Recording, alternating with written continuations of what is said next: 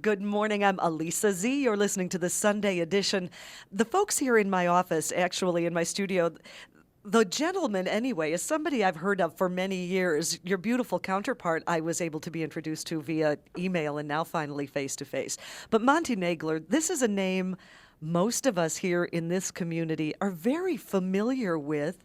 We've seen your artwork. If we haven't seen it, we've certainly heard of your artwork and we've heard your name, I don't want to say for many, many years because that makes us all sound old, but let's just say for quite some time. I've known the name Monte Nagler, so I'm so proud and honored to finally be able to meet the person that goes along with the name. Hello. Hello, Lisa. How are you today? And the pleasure is mine. And I've heard of your name for many, many years. So oh boy. It's a pleasure meeting you today. I love when it goes both ways. It's a wonderful thing.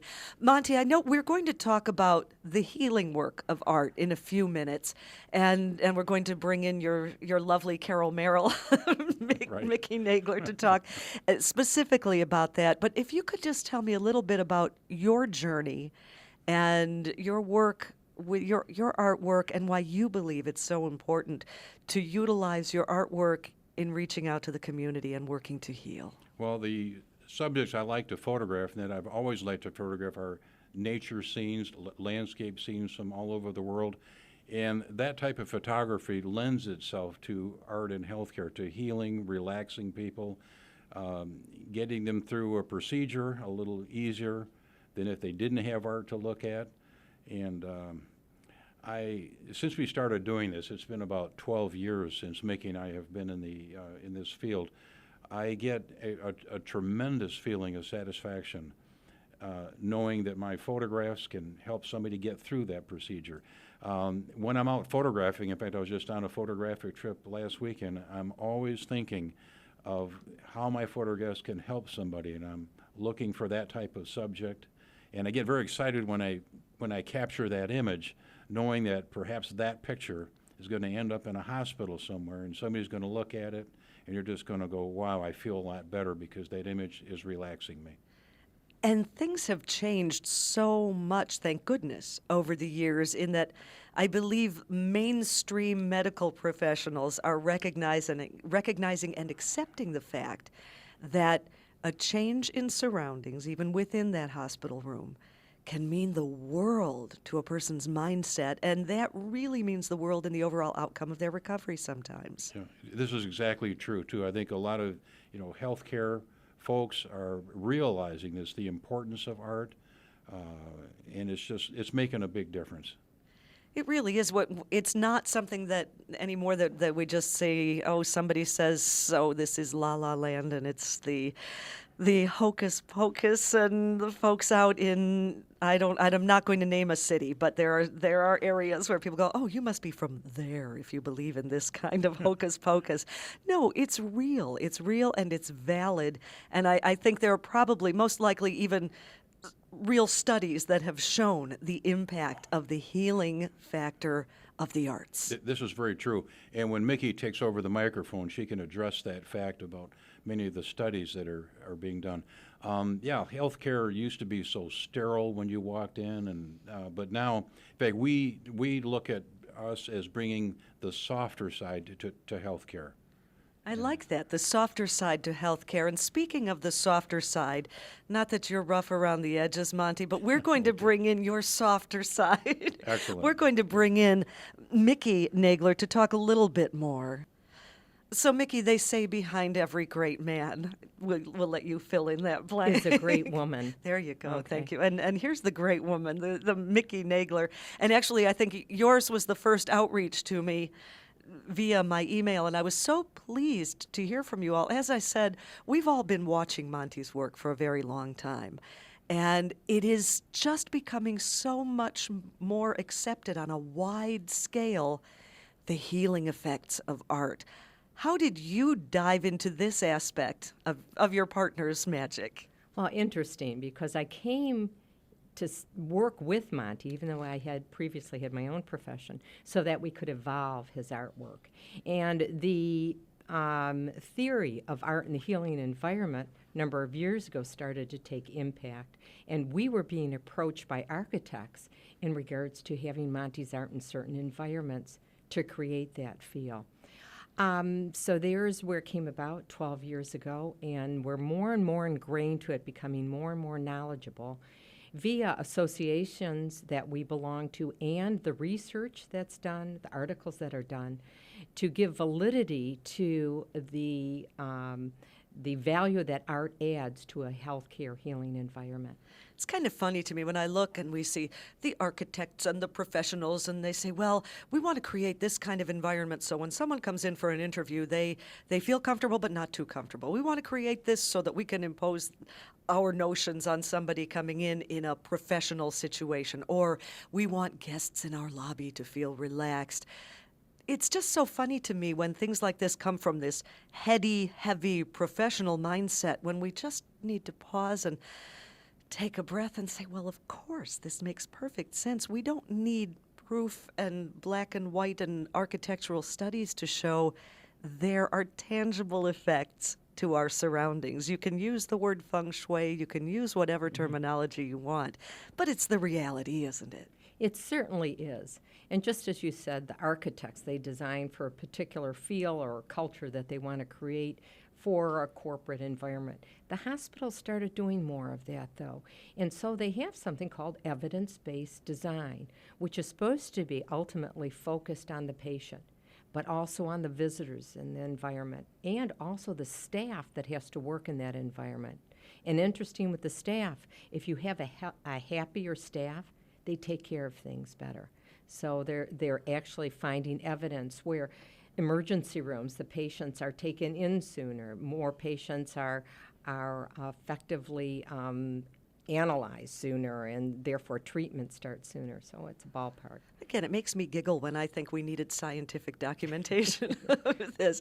It's one of those V8 things. I should have known this before. We did know this before. Mm-hmm. However, when we bring a notion to the masses, we do need that documentation, unfortunately. We do need that research to say, well, okay, now we have proof. A happy environment leads to a happier outcome. Mm-hmm. It just makes perfect sense.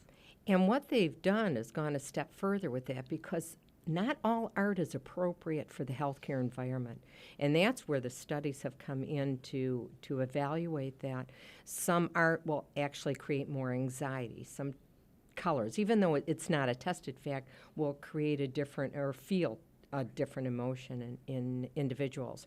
So they've gone a step further to analyze what kind of art, what kind of view can a patient look at, become positively distracted, so they're not thinking about the negative part, they're thinking about where they could be or what they want to feel soothing and calming about.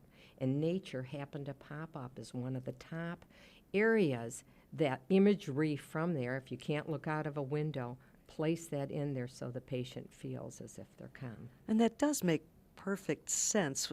You used a term, and now I've forgotten it already, but it was a wonderful term to explain what happens. And we don't want anxiety-producing images. But even more importantly now, when you mention nature, and people being able to look at nature, we are so far removed from that in our day-to-day lives, for the most part, that in and of itself can be anxiety-producing. So when we're in need of healing and we need to get in touch with that natural surrounding and get in touch with nature, some people don't even have it to draw upon in their emotional vocabulary, in their experiential vocabulary, because we don't hang out there very often. So it must have an even stronger impact, don't you think? Oh, absolutely. There's a theory that was established a gazillion years ago called the biophilia theory, and it is about how people relate to nature. So years ago, and we were cavemen, we grew up in a nature environment. For years, we lived in this outdoor environment. When you take that away, it becomes bland. And that's why so many of the hospitals are talking about windows. We're having lots of windows so you can see outside nature. And nature or something outside in that environment, that atmosphere. What did you do before you came to this phase of your life? You glossed over before. You didn't think I was going to let you get away, did you? Well, I went from left brain to right brain when I came into the environment working with Monte. I used to sell very high-end software for manufacturing, analysis, and design. Wow, you're not kidding. From the ridiculous to the sublime, or sublime to ridiculous. I'm Yeah. not going to say which is which. Well, Wow. I like the fact that the right brain has a little more calmer life and not quite as technical as the left brain. But you're a case in study right here for the healing and calming effects potentially in art and in nature, because I have to imagine that someone who's so heavily involved in computers and technology and a world about which I know next to zero, possibly less than zero, and now here you're immersed in the art field, that had to have a calming influence. And I'm not saying you were a crazy person before, please don't Oh, misunderstand. that's okay. You can say it. But that had to have a calming effect on you overall as well, didn't it? It absolutely did. It absolutely Your living did. testimony. Thank you. And I love being around it. I love being surrounded by the art. I'm very fortunate to be married to Monte that is always producing art. So it's changing, it's evolving all the time, but it's there. And there's actually times when he goes to lecture on the history of art or how he's traveled the world and he removes some of that from our walls, I'm at a loss. It feels different. It certainly changes environment. So what we're promoting to the hospital environment about how it makes a difference, I actually experience. When that art isn't there and when the art is there, the difference in the feel and the senses. Something's missing, just like when nature's missing from our lives. Something is right. missing. In the couple of minutes we have left, it's Mickey Nagler world. I want to make sure we leave no stone unturned, no brook unbabbled. I just want to make sure that we make a very clear statement for the importance of the healing nature of art and making sure that everybody understands why, when you walk into a hospital, why are we now seeing waterfalls? Why are we now seeing these beautiful picturesque displays? Why has it been so important? Well, when you talk about first walking into the building for a healing matter of some sort, it's a perception that you can give, and the perception is quality. And walking in there, you feel good, therefore you feel that your treatment is going to be good. Also, the art helps. We've forgotten the human touch. We've created all this technology and all these wonderful, wonderful instrumentations for finding out what's wrong with someone and helping them to be cured. We have to bring the human touch in and the softer touch, as Monte mentioned. And there's where art fills that parameter. Is there a website we can visit to see some of Monte's work, to learn more about the healing arts? Certainly. The website that we have dedicated to healthcare is www.photosforhealing.com. www.photosforhealing.com.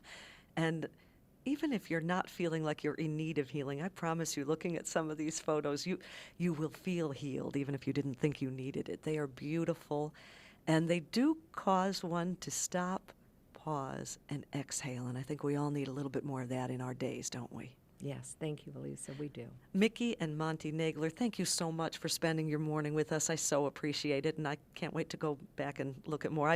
You're looking around my studio. I don't have much of anything on my walls. I think I need to start putting some things up in here, if they'll allow me to pound some nails or put some things up. Once again, I'm Alisa Z. You're listening to the Sunday Edition.